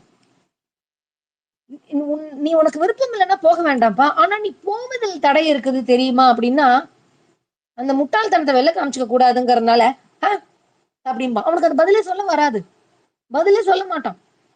அவன் பதில் சொல்லுவான். அது எப்படின்னா நமக்கு திரும்பி பேசவே முடியாத மாதிரி இருக்கும். அந்த அளவுக்கு முட்டாள்தனமா இருக்கும். அவனுடைய கேள்விக்கு நம்ம பதிலே சொல்லவே முடியாது. அந்த அளவுக்கு கேனத்தனமா இருக்கும். அது அவங்களுக்கு பெரிய அட்வான்டேஜா போயிடுது இல்ல. அவங்க சொல்றதே என்ன தெரியுமா? இந்துக்கள் இந்துக்களாகவே இருங்க, உங்களுடைய பண்பாடு பழக்க வழக்கம் கலாச்சாரம் ஏனோ அதுலயே இருங்க, அதுலயே இருந்துட்டா வேற இதை பத்தியும் திங்க் பண்ணவே மாட்டாங்க. ஏன் அதனால வின் பண்ணிட்டு போறாங்க. இவங்களும் யோசிக்காம நம்ம எல்லாம் யாரு தெரியுமா அப்படின்னு சொல்லிட்டு தெரிஞ்சுக்கிட்டு இருக்காங்க மக்கள். நீங்க மக்களுக்கு அரசியல் விழிப்புணர்வு மட்டும் இல்லை, இந்த பண்பாடு விழிப்புணர்வு இருக்கு இல்லையா, பல தளங்கள்ல மக்கள் கிட்ட அவேர்னஸ் கிரியேட் பண்ண வேண்டிய தேவை இருக்குங்க. உங்க கேள்விக்கு நான் சரியா பதில் சொன்னேன்னு தெரியல, உங்க கேள்வி நான் புரிஞ்சுக்கிட்டேன்னு எனக்கு தெரியல. இல்ல ஓரளவுக்கு பதில் சொல்லிட்டீங்க. அந்த குலதெய்வ வழிபாடுக்கு இவங்களுக்கு அதில் இன்ட்ரெஸ்ட்லாம் பெருசா அஸ்லாங்கஸ் ஓட் பேங்க் எனக்கு இருக்க வரைக்கும் எனக்கு அதிலெல்லாம் ப்ரோக்ரஸ் தேவையில்லை, நமக்கு ஒரு அடியாள்கள் இருந்த வரைக்கும் பரவாயில்லங்க. தெளிவான விளக்கம் தான். நன்றி. வேற யாரும் இருக்கு? ஈகிள் வந்திருக்காரு, வாங்க கழுகுன்னு. ஈகிள். கணேசன், நான் ஒரு கேள்வி கேட்டுக்கிட்டுமா? கேளுங்க கணேசன், கேளுங்க. தோழா ஜெய் ஸ்ரீராம். ஜெய் ஸ்ரீரகம். தோழா இந்த ஒரு சின்ன கேள்விதான். இந்த லீலா பேலஸ் ஓசிக்குடி, அதுக்கப்புறம் இந்த பவுடர் தாரா, இந்த மீட்டு பெண்ணியவாதிகள், இவர்கள் வந்து திராவிடத்தை வந்து இழிவுபடுத்த என்ன காரணமா இருக்கும் தோழர்? அது ஒரு நோய், திராவிட ஒவ்வாமை அப்படிங்கிற ஒரு நோய். அது அந்த நோய் இருக்கிறவங்க இப்படிதான் பண்ணுவாங்க. அந்த ஒவ்வாமை நோய் என்ன பண்ணும் அப்படின்னா தான் உயர்ந்தவர்கள் அப்படிங்கிற ஒரு சிந்தனையும் கொடுக்கும். அந்த நோய் தான் உயர்ந்தவர்கள் அப்படின்னு சொல்லக்கூடிய மக்களுக்கு இன்டைரக்டா தோட்டத்து பக்கமா போய் வேலை செய்யற புத்தியையும் கொடுக்கும். இந்த ஏன் இவங்க இப்படி பண்றாங்க அப்படின்னா அவங்கள தெரியாம பண்ணல. பெரும்பாலான சாமானிய இந்துக்கள் இருக்காங்க இல்லையா, அவர்களை ஏமாற்றுவதற்காக இவங்க எல்லாம் இருக்கிறாங்க. இவங்களுக்கு தெரியாமல இல்ல, இவங்க மட்டும் ஏன் ஃபாரின் போய் படிக்கிறாங்க, இவங்க மட்டும் எப்படி பண்பாடை விட்டுவிட்டு நுனி நாக்கில் இங்கிலீஷ் பேசுறாங்க, இவங்க மட்டும் எதுக்கு இவங்க வாழ்ந்த சேரி பகுதியெல்லாம் விட்டுட்டு பணக்காரங்க வாழ்ற இடத்துக்கு போய் வாழ்றாங்க, ஏன் இவங்க ஒடுக்கப்பட்ட சமூகத்துல அந்த இடத்துல வாழ்ந்தாங்க இல்லையா, அங்கேயே போய் இருந்து அவங்களுக்கு வேலை செய்ய வேண்டியதானே. ஏன் வந்து எலைட் பர்சனோட வாழ்றாங்க, எலைட் பர்சனோட தான் கம்யூனிகேஷன், எலைட் பர்சங்களோட தான் வந்து பர்சன்ஸோட தான் டாக்கிங்ஸ். ஏன்? நான் உயர்ந்து விட்டேன், நான் வளர்ந்து விட்டேன், நான் பிழைக்க வேண்டும், என்னை நான் வந்து பெரிய ஆளாக காட்டிக்கொள்ள வேண்டும் அப்படிங்கிற ஒரு சீப்பான பிழைப்புவாதம் தான். விமர்சிக்கலாம், எதிர்கருத்து வைக்கலாம். எதிர்கருத்து வைக்கும் போது எதிர்கருத்து சொல்றவங்களுக்கும் டைம் கொடுக்கணும், அதையும் காது கொடுத்து கேட்கணும். வெறுப்போடையே ஒவ்வாமையோடையே வந்து உக்காந்தா இப்படிதான் இருப்பாங்க. இந்த திராவிடம் அப்படிங்கிறது ஏன் வந்து இவங்களுக்கு எல்லாம் இடைஞ்சலா இருக்குது அப்படின்னு சொன்னா, வெள்ளைக்காரன் போனதுக்கு அப்புறமா ஆஹா நாம தாண்டா அடுத்த வெள்ளைக்காரன், நாம எல்லாம் ஆரியன்ஸோட பிரீடு இல்லையா, ஒரே க்ளோன், அப்படி அவங்களுடைய டிஎன்ஏ தானே, எல்லாம் ஒரே டிஎன்ஏ. வெள்ளைக்காரன் போயிட்டான், இனிமே அடுத்தது நான் தான். அண்ணன் போயிட்டான், தின்ன காலி ஆயிடுச்சு, நான் தான். வெள்ளைக்காரன் போனோன்னு அவன் கையில இருந்த மொத்தமா பார்த்தது எனக்கு தாண்டா அப்படிங்கிற சூழ்நிலை வந்துரும்னு நினைக்கும் பொழுது திராவிடம்னு ஒண்ணு வந்ததுனால அவனுக்கு சுருக்குன்னு குத்துருச்சு. ஆஹா வெள்ளைக்காரன் மாதிரியே நாங்களும் இருக்கலாம்னு நினைச்சோமே, அதுல மண்ணளி போட்டுடுச்சே இந்த திராவிடம் அப்படிங்கிற அந்த எரிச்சல் ஒவ்வாமை இருக்கதானங்க செய்யும். அதுதான்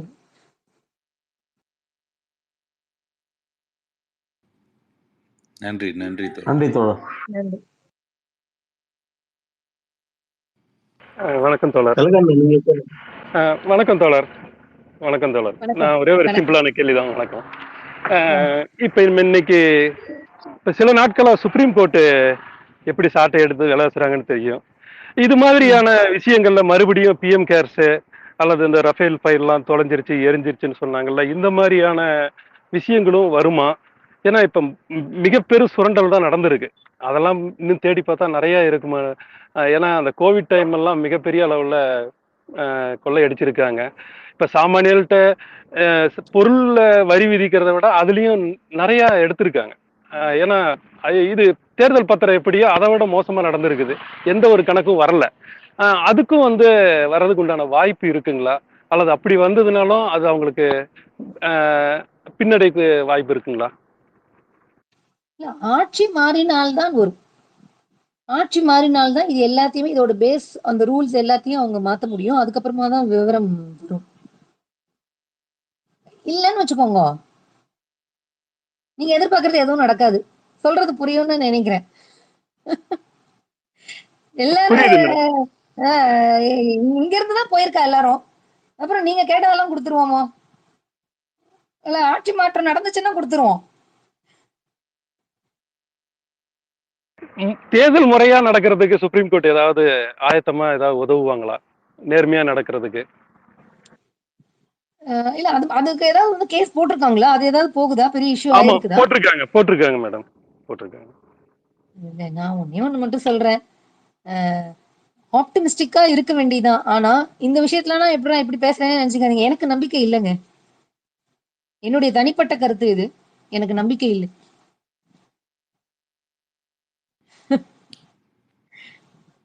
ஆட்சி மாற்றம் நடந்தா எனக்குள்ள பழைய நம்பிக்கை மாற்றங்கள்லாம் வர்றதுக்கு வாய்ப்பு இருக்கு. ஆட்சி மாற்றம் வந்துச்சு அப்படின்னு நம்ம எல்லாருமே வந்து எதிர்பார்க்கலாம். நன்றி நன்றி தோழர். இந்த விசில் போடு வந்திருக்காரு ஸ்ரீனி, வாங்க சொல்லுங்க. விசில் போடு, உங்க கேள்வி வச்சிருக்கீங்க. Hi ABT, good evening madam. வணக்கம் மேடம், என்கிட்ட ஒரே ஒரு கொஸ்டின். ஆக்சுவலி என்னன்னா, ஆஸ் ஏ எலக்ட்ரிக்கல் இன்ஜினியர் நான் வந்துட்டு ஸ்பெஷலிஸ்ட் இன் எலக்ட்ரிக்கல் இன்ஜினியரிங். குஜராத்தை சேர்ந்த ஒரு கம்பெனி டொரண்ட் பவர் சொல்லிட்டு, அந்த கம்பெனிக்கு வந்து பாஜக இங்க ஆட்சிக்கு வராங்க மகாராஷ்டிராவில். ஆட்சிக்கு வந்ததுக்கு அப்போ என்ன பண்றாங்கன்னா, அந்த கம்பெனி வந்து ஒரு 80 கோடி ரூபாய் வந்துட்டு டொனேஷன் கொடுக்குறாங்க பிஜேபிக்கு. அதன் பிறகு அவங்களுக்கு வந்து ஒரு 47,000 கோடி கிட்ட வந்துட்டு சோலார் ப்ராஜெக்ட்ஸ் வந்து கொடுக்குறாங்க. ஓகேங்களா?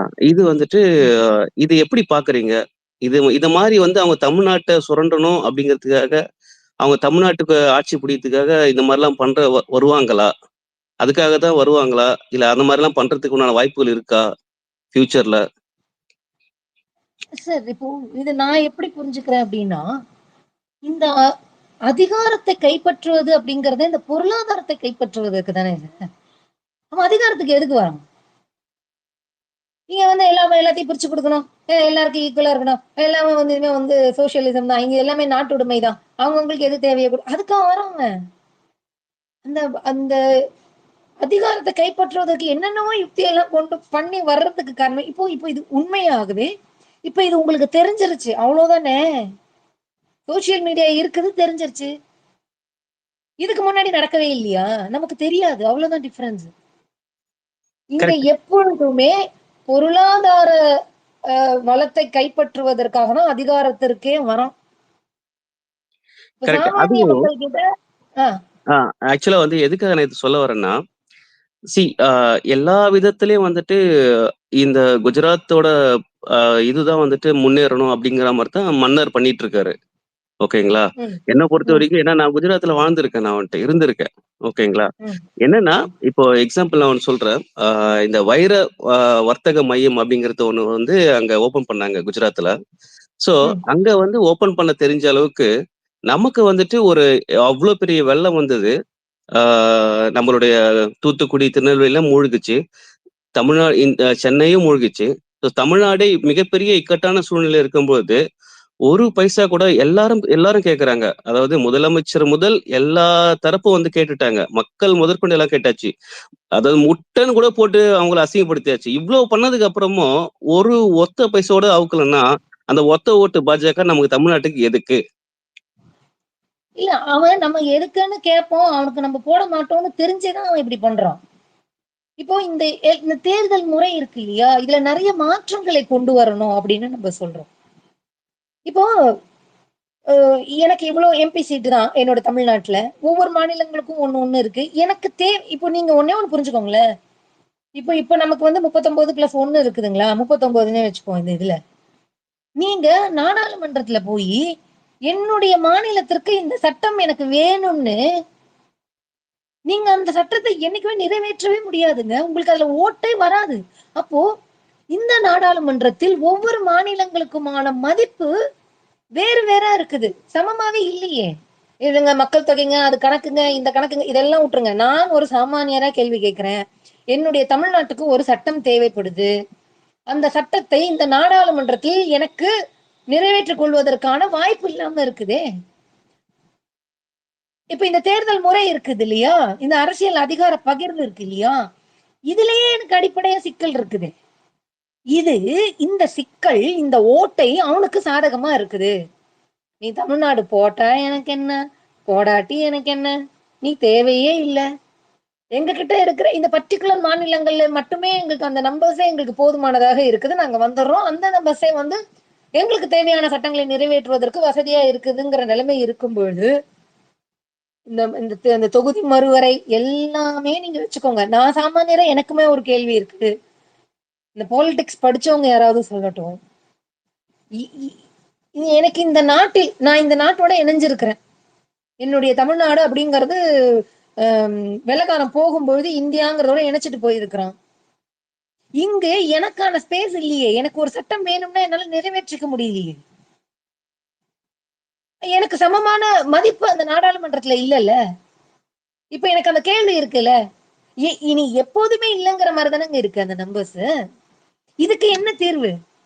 எப்படி ஜிஎஸ்டில வந்து மாநிலங்களுக்கு ஒன்னு ஓட்டு, ஆனா வந்து யூனியன் கவர்மெண்ட்டுக்கு மட்டும் 36 37 ஓட்டு அப்படிங்கும்போது, நீ என்ன கத்துனாலும் கதறினாலும் ஜிஎஸ்டில உன்னுடைய கோரிக்கை அங்க வந்து ஓட்டு வின் பண்ணவே போறது இல்ல அப்படிங்கிற மாதிரி தானே நாடாளுமன்றத்திலயும் நம்மளோட நிலைமை இருக்கும் பொழுது, அவன் தமிழ்நாட இன்னைக்கு இல்ல என்னைக்குமே மதிக்க போறது கிடையாது. ஆனால் ஒரு அநீதியை வந்து நம்ம எதிர்த்துக்கிட்டே இருக்கணும்ல. எப்படி இருந்தாலும் இல்லடாங்கிறதுக்காக நம்ம வாய் மூடி இருக்க கூடாதுல்ல. எதிர்ப்பு படத்துல வர டைலாக் தான், ஜெயிக்கிறோமோ தோக்குறோமோ சண்டை செய்யணும், செஞ்சுக்கிட்டே தான் இருக்கணும். இதனுடைய மாற்றம் எப்போ வரும் அப்படின்னா, இந்த கேள்வியை காது கொடுத்து கேட்கிற அரசு வரும்பொழுது இதற்கான பதில் நம்மளுக்கு கிடைக்கும். அப்புறமா அந்த பதில வந்து நம்ம அனலைஸ் பண்ணி எக்ஸ்பர்ட்ஸ் அனலைஸ் பண்ணி இது ஓகேவா நாட் ஓகேவா அப்படிங்கறத சொல்லட்டும். முதல்ல கேட்கறதுக்கே அங்க ஆள் இல்லையே.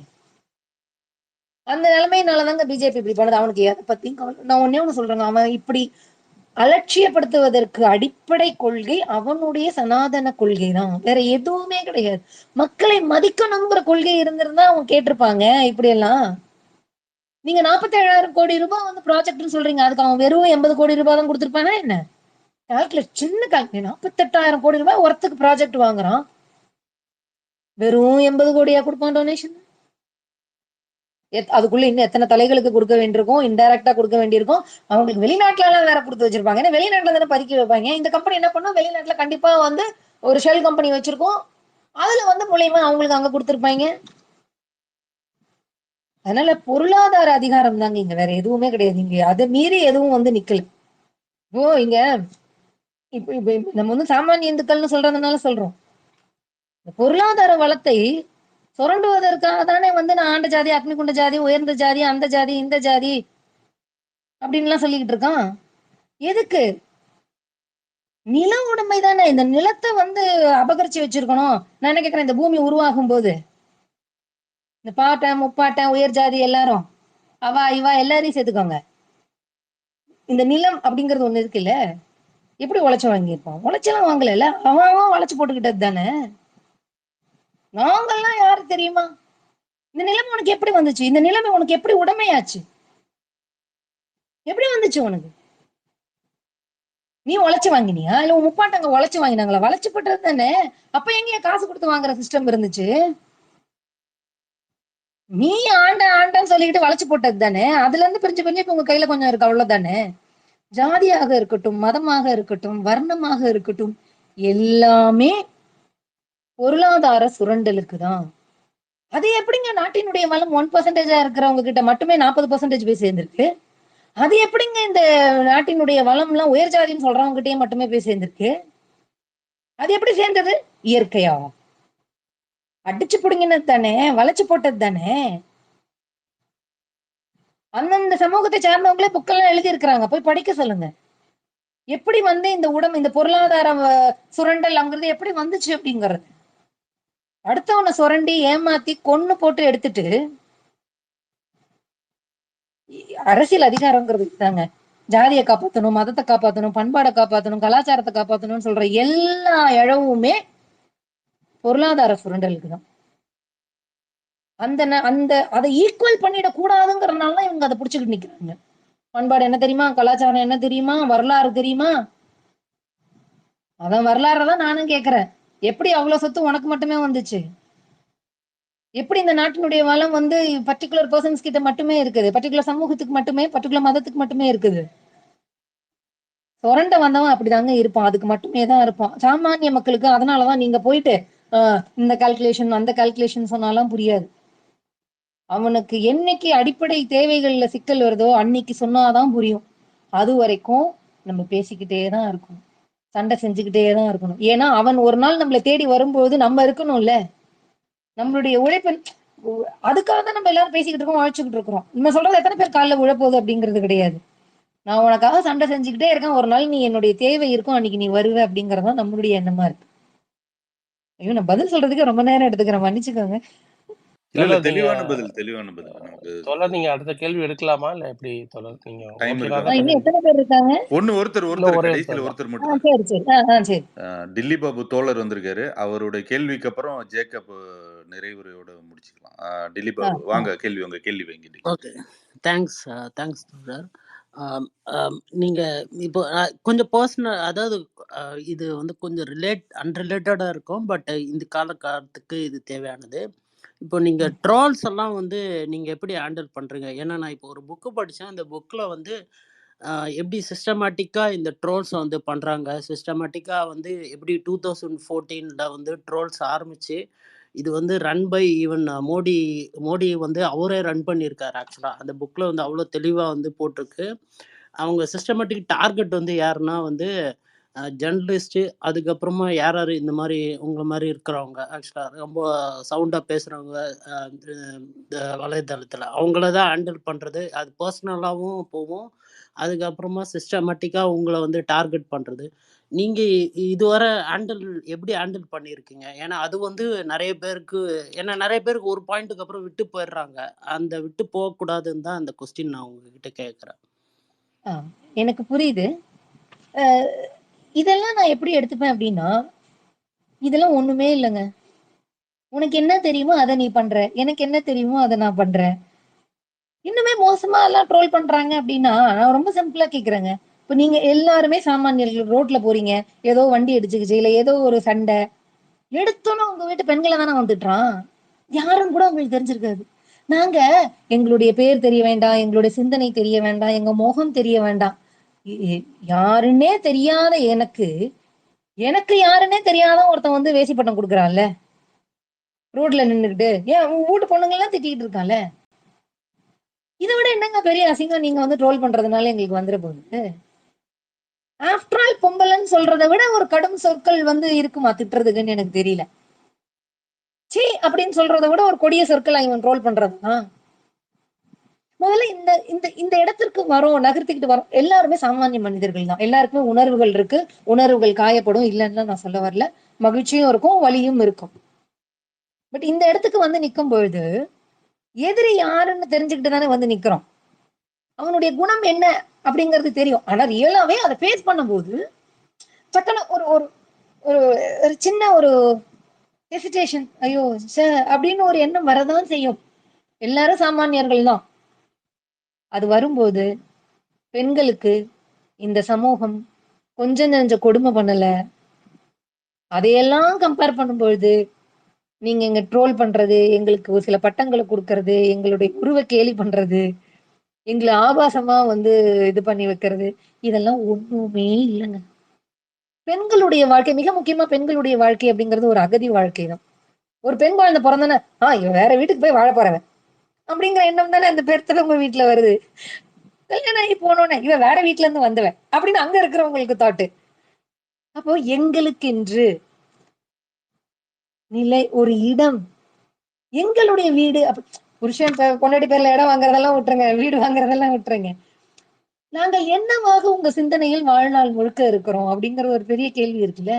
அகதி, பிறந்த நாட்டில் அகதியாகவே வாழக்கூடிய ஒரு சிந்தனையை கொடுத்ததற்கு பிறகு பெண்களுக்கு இந்த நாடு என்ன அதோட ஒரு பெரிய கொடுமை நீங்க எல்லாம் பண்ற. நீங்க இந்த சென்ஸ் இந்த சமூகம் பண்ணிட போகுது.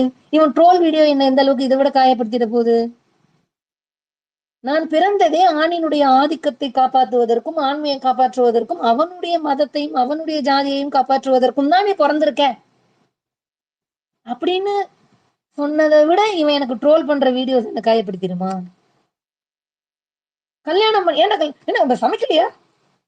சமைக்கிறதுக்காகவே வந்து ஒரு பெண்ணை கல்யாணம் செய்து கொள்வது, வீட்டு வேலை செய்வதற்காகவே பெண்ணை கல்யாணம் செய்து கொள்வது, போற வீட்டுல அசிங்கப்பட்டுருவேன் வேலை தெரியலன்னா அப்படின்னு அம்மாக்கள் சொல்றது, உங்க வீட்டுல என்ன கத்து கொடுத்தாங்க அப்படின்னு சொல்றது, இதை விட பெரிய ஒரு காயம் வந்து இந்த சமூகத்திற்காக பொது நோக்கத்திற்காக பேசும்பொழுது இந்த ட்ரோல்ஸ் வீடியோ, இந்த மீம்ஸ்னாலாம் காயம் ஏற்படாதுங்க.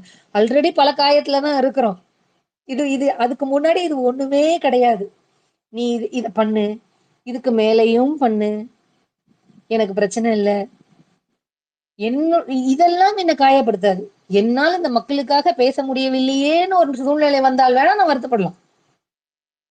மற்றபடி உன்னுடைய சிந்தனை, உன்னுடைய, அதாவது அவன் அந்த ட்ரோல் போடுறது, மீம்ஸ் போடுறது, அசிங்கமா போடுறது, இதெல்லாம் எதை காட்டும்னா அவனுடைய மூளை எப்படி இருக்கும் அப்படின்னா அப்படிதான் இருக்கும். அதை நம்ம பாத்துக்கலாம். இப்ப இந்த மாதிரி அவனோட மூளை இந்த ஷேப்ல இருக்கும் போல இருக்கு, அவன் மூளை இந்த மாதிரி இருக்கும் போல இருக்குன்னு நம்ம புரிஞ்சுக்கலாம். அதனால இல்ல, எனக்கு பெரிய காயம்லாம் இல்லைங்க. பெரும்பாலும் இந்த வேலைக்கு வர, இந்த நோக்கத்திற்காக வரக்கூடிய பெண்கள் எல்லாருமே மனதளவில் தங்களை தயார் செய்து கொண்டுதான் வருவாங்க. அது போக போக இன்னுமே வந்து பக்குவப்படுற தன்மையில தான் போகுமே தவிர பேக் அடிக்கணும்னு நினைக்க மாட்டார்கள். யார் பேக் அடிப்பாங்கன்னா ஒரு கருத்தை மட்டும் சொல்ல வரேன் அப்படிங்கும் போது காயப்படுவார்கள்.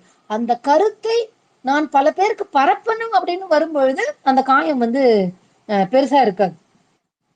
நன்றி நன்றி நன்றி நன்றி நன்றி தோழர். சிறப்பான பதில். மன உறுதியோடு இருக்கீங்க, மன உறுதியோடு தான் வருவாங்கன்னு சொல்றீங்க. சிறப்பான பதில். ஜேக்கப் அண்ணா வந்திருக்காரு, நிறைவுரை சொல்லிருங்க ஜேக்கப். வணக்கம்ண்ணா தோழர். வணக்கம். வணக்கம். கேட்குது. நல்ல தலைப்பு, பாஜக வேண்டாம்.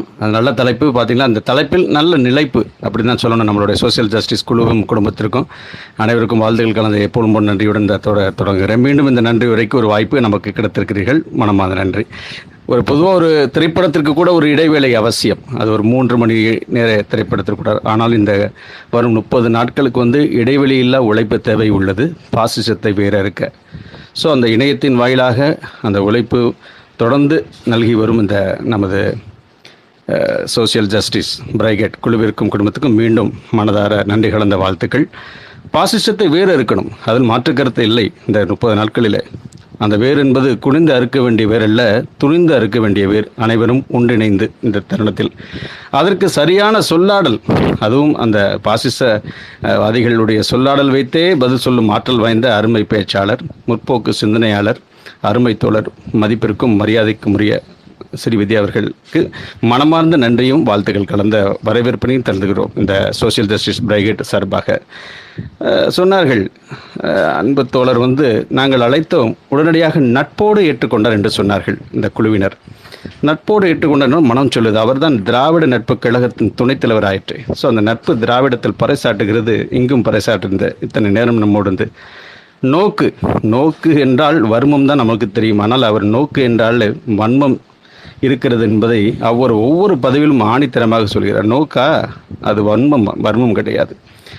எல்லா உரிமையிலும் நேக்கு என்று சொல்லுகிற எண்ணங்களை நேக்கா பேசி ஜெயிக்கிறவர். அது அவருடைய அந்த பதிவுகள், பேச்சுகள், சொல்லாடல்கள் அனைத்திலும் அவர் ஏறும் மேடைகள் அனைத்திலும் பார்க்கலாம்.